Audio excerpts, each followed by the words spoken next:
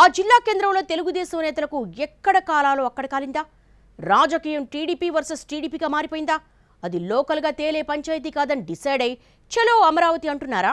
కీలక నియోజకవర్గంలో మారుతున్న పొలిటికల్ డైనమిక్స్ కొత్త ఆలోచనలకు కేంద్ర బిందువుగా మారుతున్నాయా? ఏ నియోజకవర్గంలో ఉందా సిచ్యువేషన్? సీనియర్లకు టార్గెట్ అయిన ఆ ఇన్ఛార్జ్ ఎవరో? ఉమ్మడి విశాఖ జిల్లా అనకాపల్లి రాజకీయాలు ఎప్పుడూ సంథింగ్ స్పెషల్.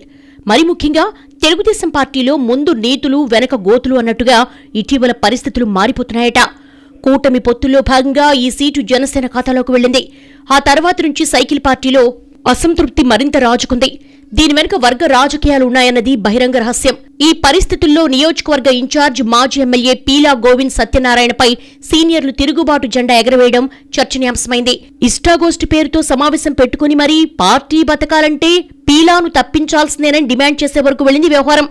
అనకాపల్లి టీడీపీలో మాజీ మంత్రి దాడి వీరభద్రరావు ఒక వర్గంగా, మాజీ ఎమ్మెల్యే ప్రస్తుత టీడీపీ నియోజకవర్గ ఇన్ఛార్జ్ పీలా గోవింద సత్యనారాయణ మరో వర్గంగా, మాజీ ఎమ్మెల్సీ నాగ జగదీష్ ఇంకో టీంగా ఉన్నారు.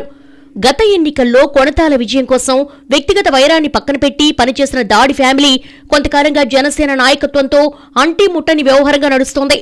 ఒక విధంగా పూర్తిగా పార్టీకే పరిమితమైంది. పీలా మాత్రం పవర్ సెంటర్కు దగ్గరగా, పార్టీకి దూరంగా ఉంటూ ఏకపక్ష రాజకీయాలు చేస్తున్నారనే ఫిర్యాదులున్నాయి.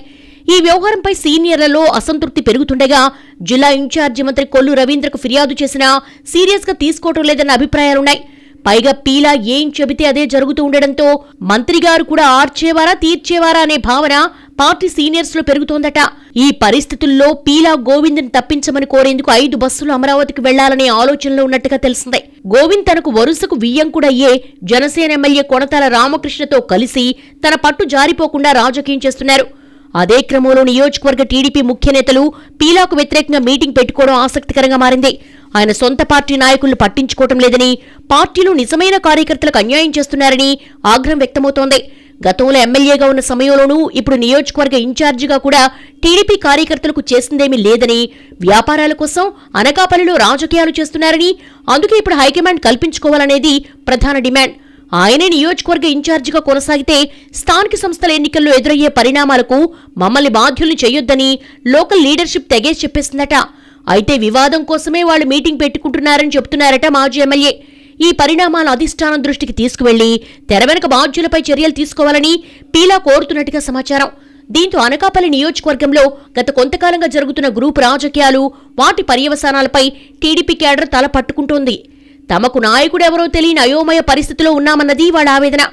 ప్రస్తుతం అనకాపల్లిపై జనసేన పట్టు బిగిస్తోంది. అటు వైసీపీ సంస్థాగతంగా పుంజుకుంటోంది. ఈ పరిస్థితుల్లో అధిష్టానం స్పందించి నియోజకవర్గంలో ఉన్న గ్రూపు రాజకీయాలను కట్టడి చేయాలని, లేదంటే టీడీపీ కేడర్ కూడా చెల్లాచెదరైపోతోందని హెచ్చరిస్తున్నారు స్థానిక నాయకులు.